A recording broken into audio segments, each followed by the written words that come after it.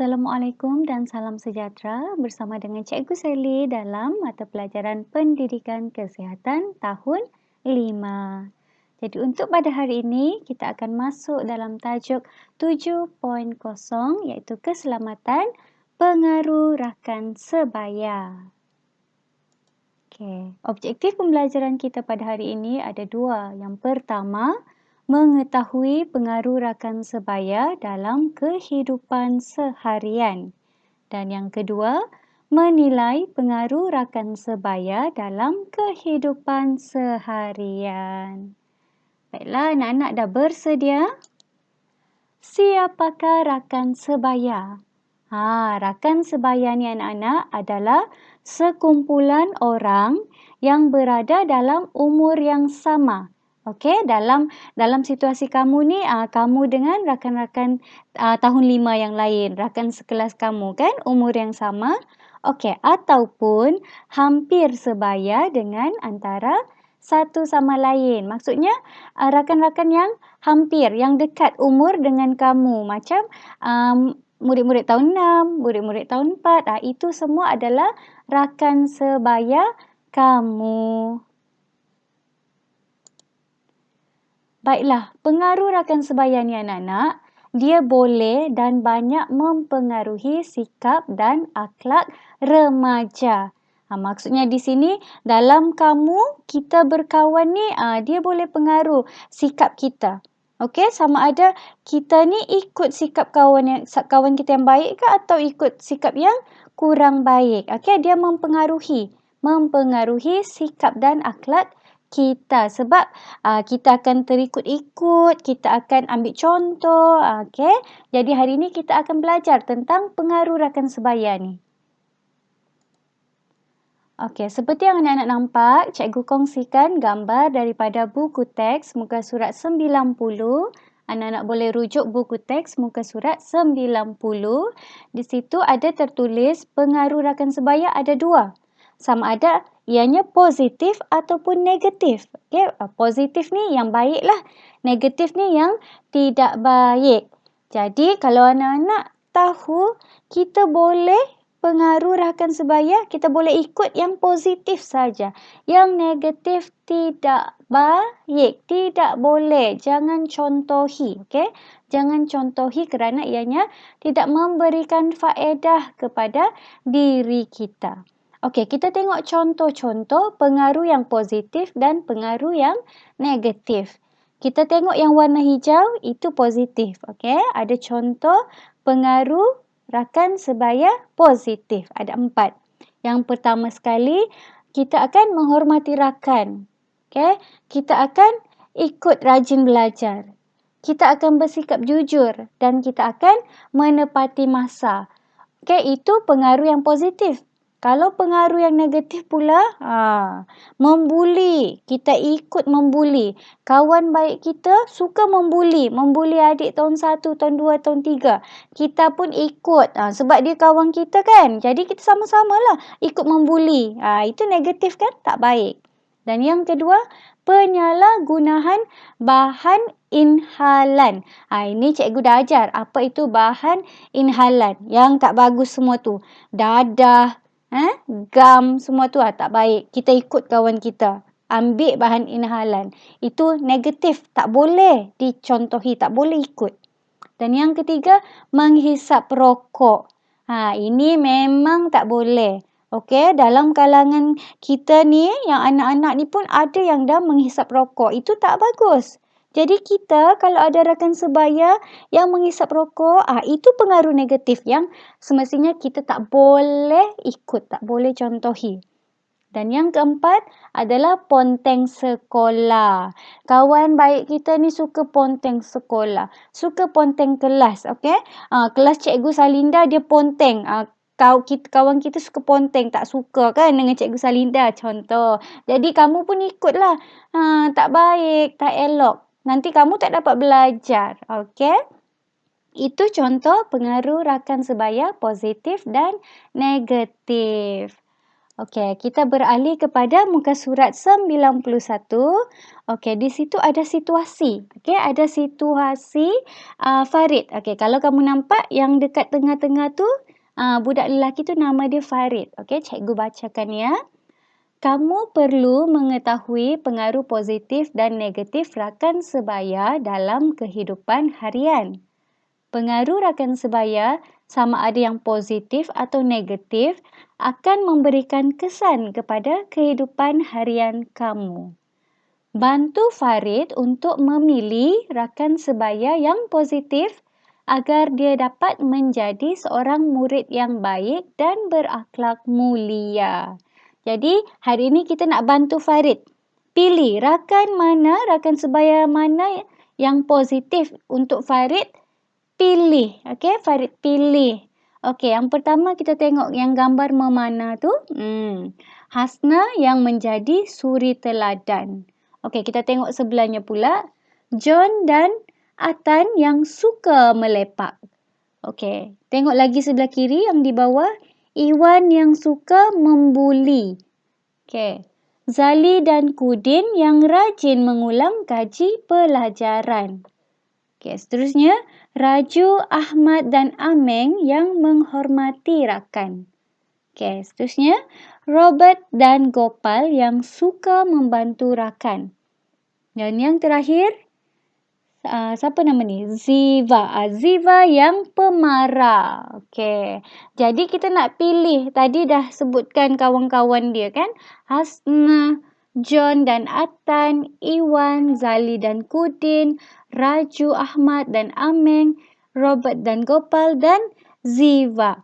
Jadi kita nak pilih rakan-rakan di antara rakan-rakan ni mana yang mempunyai pengaruh yang positif yang boleh membantu Farid menjadi seorang yang lebih baik dan berakhlak mulia. Jadi pada pendapat anak-anak, siapakah rakan sebaya yang memberikan pengaruh yang positif? Kita melihat kepada semua situasi tadi. Kita boleh cakap Farid boleh memilih rakan seperti Hasna. Okey, Hasna. Seterusnya Zali dan Kudin. Seterusnya Raju, Ahmad dan Ameng. Robert dan Gopal. Itulah rakan sebaya yang mempunyai pengaruh yang positif untuk Farid. Okey? Pengaruh yang positif. Kalau Farid berkawan, dia ikut contoh pengaruh rakan-rakan yang mempunyai sifat positif ni, tidak mustahil Farid pun akan menjadi yang lebih baik. Okey, dia mencontohi perkara yang baik, dia akan jadi lebih baik. Okey, tapi kalau Farid ikut macam Iwan yang suka membuli, Farid pun ikut juga membuli. Okey, dia tak jadi seorang yang baik, betul tidak? Dia akan jadi seorang yang mempunyai perangai yang tidak baik. Okey. Okey, sekarang cikgu akan bagi kamu sebuah situasi di antara rakan sebaya untuk kamu tonton. Soleha, okey cikgu. Tolong jadi kawan yang baik ya. Hai, aku Soleha. Aku Mila.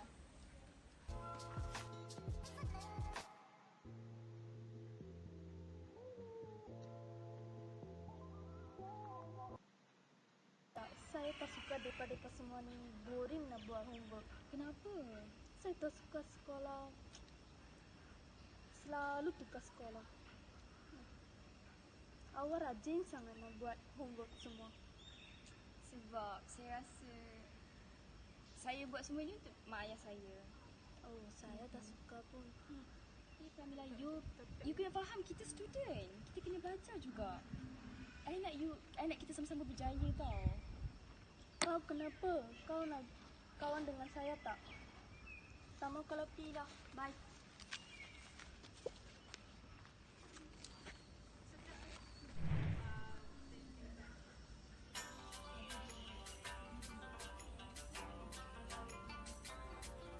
Itu kau Mila ke? Apa dia buat kat depan sekolah ni?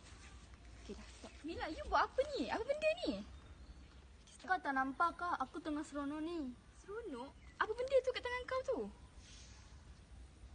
Dah. Aku kena report kat cikgu. Kau nak pergi mana? Kau buat apa ni? Jangan pegang aku lah. Kawan kau tinggal dia. Kau sanggup tinggalkan dia? Kawan kau tengah seronok. Tak nampak dia tengah seronok. Tunggu Leha, kau tak kesian pada aku ke? Semua abaikan saya. Tak Mila, saya bukan macam tu. Saya Habis kau. Nanti awak laporkan dekat cikgu. Awak nampak saya happy ke? You kawan saya kan? Tak support saya pun. Janganlah jadi kawan saya. habis tu you nak I buat apa? Sebab dengan cara I report pada cikgu tu je cara saya boleh bantu awak. So saya kena report juga kat cikgu. Kau ingat cikgu membantu. Cikgu dah semua dunia ni tak berguna. Dia pun akan pandang hina pada kami. Tapi tak semua macam tu. Semua. Kau tak pernah ambil, so kau tak tahu. Kami je yang rasa. Kau ingat kau siapa? Pemimpin? Trump? Habis tu you nak I buat apa? Nak ambil macam saya. Try je lah. You pun boleh seronok macam saya. Mungkin kalau aku buat benda yang sama macam Mila buat, aku boleh tolong dia keluar dari jalan gelap dia. Sebab memang taklah aku akan ketagih dengan benda mengarut macam ni. Okey.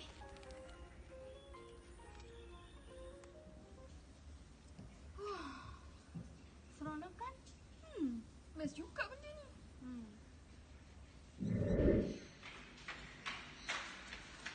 Leha? Kamu dari mana tu, Leha? Leha? Leha, kamu dari mana ni, ha? Ini Leha. Tadi cik sekolah kamu telefon tau. Dia cakap kamu tak dalam sekolah. Kenapa? Leha, kamu ni kenapa, ha? Dia cakap ni, kenapa? Oh my god. Leha. Oh my god. Ibu, kenapa ibu suka bebel dekat Leha hari-hari? Leha nak keluar lah. Leha tak nak tinggal kat rumah dah. Leha nak pergi mana? Kalau Leha keluar dari rumah ibu, ibu tak akan mengaku kamu anak. Lantaklah ibu. Ibu mengaku ke, ibu tak mengaku ke? Leha tak pernah suruh ibu lahirkan Leha pun. Dah, Leha nak caw. Leha. Leha. Hello? Ini ibu kepada Soleha ke? Ini saya. Puan Munira binti Yasin. Ini saya. Kenapa ya? Anak puan terlibat dengan kemalangan dan tak dapat diselamatkan. Minta maaf.